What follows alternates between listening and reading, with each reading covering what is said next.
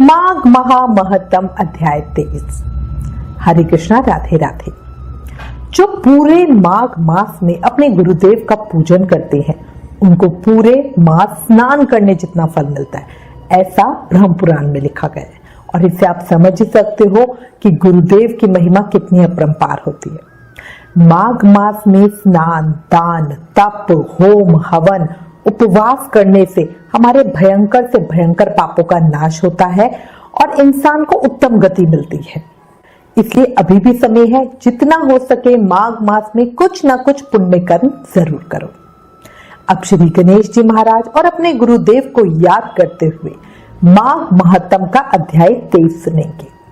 शिव शंभु के लाल तुम, करुणा बड़े निधान, विपदा में संसार है, हरो कष्ट भगवान।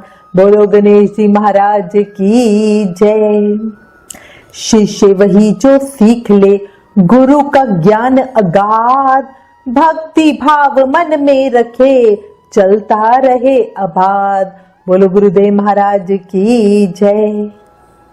कल माघ महामहत्तम के अध्याय 22 में महर्षि वशिष्ठ जी राजा दिलीप को माघ मास का प्रभाव बतलाते हुए ऋषि कुत्स के पुत्र ऋषि वत्स की कथा बता रहे थे, जिसमें भगवान श्री विष्णु ऋषि वत्स के समक्ष प्रकट हुए थे और उनसे वरदान पाने के बाद ऋषि वत्स भगवान विष्णु से पूछ रहे थे कि वो उन्हें मृगशृंग नाम से क्यों पुकार रहे हैं, जबकि वो तो ऋषि कुत्स के पुत्र वत्स हैं। अब आगे ऋषि कुत्स के पुत्र वत्स की बात सुनकर श्री भगवान बोले, हे ब्राह्मण श्रेष्ठ, इस कल्याण सरोवर के तट पर जब तुम तपस्या करने में लगे थे, उस समय जो मृग प्रतिदिन यहाँ पानी पीने आते थे वो निर्भय होकर तुम्हारे शरीर से अपने सींग रगड़ा करते थे। इसी से हे श्रेष्ठ महर्षि, तुम्हें मृगशृंग हुए और आज से सब लोग तुम्हें मृगशृंग ही कहेंगे। अब हे मृगशृंग, मेरी प्रसन्नता के लिए मैं जो आज्ञा दूं उसका पालन करो। इस समय तुम्हारे ब्रह्मचार्य से जिस प्रकार ऋषियों को संतोष हुआ है, उसी प्रकार तुम यज्ञ करके देवताओं को और संतान उत्पन्न करके पितरों को संतुष्ट करो।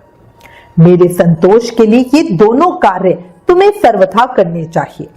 अगले जन्म में तुम ब्रह्मा जी के पुत्र महाज्ञानी ऋषभु नामक जीवन मुक्त ब्राह्मण होंगे और निधाग को वेदांत वाक्य जन्य ज्ञान का उपदेश करके पुनः परम धाम को प्राप्त हो जाओगे। श्री भगवान के श्रीमुख से ये सब सुनकर मृगशृंग ऋषि बड़े ही प्रसन्न हुए। उसके बाद उन्होंने भगवान विष्णु का पूजन किया और उनकी आज्ञा लेकर वो उस पर्वत से चले गए। संसार का उपकार करने के लिए उन्होंने गृहस्थ धर्म को स्वीकार करने का निश्चय किया और अपने अंतकरण में निरंतर वो आदि पुरुष कमल नयन भगवान विष्णु का ही चिंतन करने लगे। अपनी जन्मभूमि भोजराज नगर में घर आकर उन्होंने अपने माता और पिताजी को नमस्कार करके अपना सारा समाचार कह सुनाया। माता पिता के नेत्रों में आनंद के आंसू छलक आए। उन्होंने पुत्र को छाती से लगाकर बारंबार उसका मस्तक सूंघा और प्रेम पूर्वक अभिनंदन किया। ऋषि वत्स अपने गुरु को प्रणाम करके फिर स्व अध्याय में लग गए। पिता, माता और गुरु तीनों की प्रतिदिन सेवा करते हुए उन्होंने संपूर्ण वेदों का अध्ययन किया और गुरु की आज्ञा ले विधि पूर्वक व्रत, स्नान और उत्सर्ग का कार्य पूर्ण किया। तत्पश्चात ऋषि मृगशृंग अपने पिता से बोले, हे तात, पुत्र की उत्पत्ति के लिए पिता और माता को जो कलेश सहने पड़ते हैं उनका बदला 100 वर्षों में भी नहीं चुकाया जा सकता। अतः पुत्र के लिए यही उचित है कि वो अपने माता पिता तथा गुरु का सदा ही प्रिय करे। इन तीनों की सेवा को ही सबसे बड़ा तप कहा गया है। इनकी आज्ञा का उल्लंघन करके जो कुछ भी किया जाता है वो कभी सिद्ध नहीं होता। विद्वान पुरुष इन्हीं तीनों की आराधना करके तीनों लोकों पर विजय पाते हैं।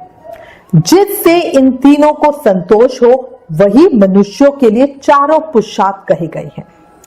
इसके सिवा जो कुछ भी है वो उपधर्म कहलाता है। मनुष्य के लिए यही उचित है कि वो अखंड ब्रह्मचर्य का पालन करते हुए पिता से 3, 2 या 1 वेद का अध्ययन करने के बाद ही गृहस्थ आश्रम में प्रवेश करे। यदि पत्नी अपने वश में रहे तो गृहस्थ आश्रम से बढ़कर दूसरी कोई वस्तु नहीं है। पति और पत्नी की अनुकूलता धर्म, अर्थ और काम की सिद्धि का प्रधान कारण है। यदि स्त्री अनुकूल हो तो स्वर्ग से क्या लेना, घर ही स्वर्ग हो जाता है। और यदि पत्नी विपरीत स्वभाव की मिल गई तो नरक में जाने की क्या आवश्यकता, यही नरक का दृश्य उपस्थित हो जाता है। सुख के लिए गृहस्थ आश्रम स्वीकार किया जाता है, किंतु वो सुख पत्नी के अधीन है। यदि पत्नी विनयशील हो तो धर्म, अर्थ और काम की प्राप्ति निश्चित है। जो गृह कार्यों में चतुर, संतानवती, पतिव्रता, प्रिय वचन बोलने वाली और पति के अधीन रहने वाली हो, ऐसी उपयुक्त गुणों से युक्त नारी स्त्री के रूप में साक्षात लक्ष्मी है। इसलिए अपने समान वर्ण के उत्तम लक्षणों वाली भार्या से विवाह करना चाहिए, जो पिता के गोत्र अथवा माता के सपिंड वर्ग में उत्पन्न ना हुई हो। वही स्त्री विवाह करने योग्य होती है। जिसको कोई रोग ना हो, जिसके भाई हो, जो अवस्था और कद में अपने से कुछ छोटी हो, जिसका मुख सौम्य हो तथा जो मधुर भाषण करने वाली हो, ऐसी भार्या के साथ विवाह करना चाहिए।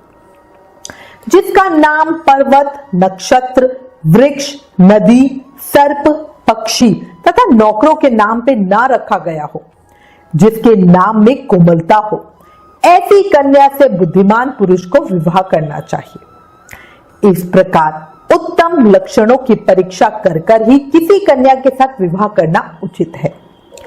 उत्तम लक्षण और अच्छे आचरण वाली भार्या पति की आयु बढ़ाती है। अतः हे पिताजी, ऐसी भार्या मुझे कहां मिलेगी?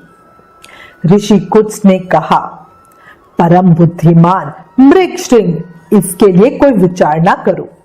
तुम्हारे जैसे सदाचारी पुरुष के लिए कुछ भी दुर्लभ नहीं है।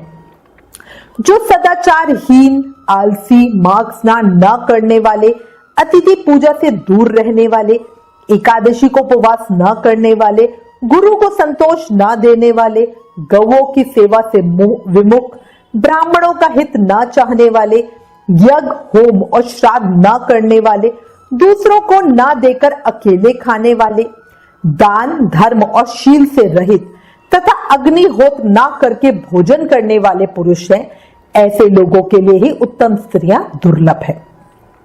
बेटा, प्रातःकाल स्नान करने पर माघ का महीना विद्या, निर्मल कीर्ति, आरोग्य काया, आयु, अक्षय धन, समस्त पापों से मुक्ति तथा इंद्रलोक प्रदान करता है। बेटा, माघ मास सौभाग्य, सदाचार, संतान वृद्धि, सत्संग, सत्य, उदार भाव, ख्याति, शूरता और बल सब कुछ देता है। कहां तक गिनाऊं वो क्या क्या नहीं देता।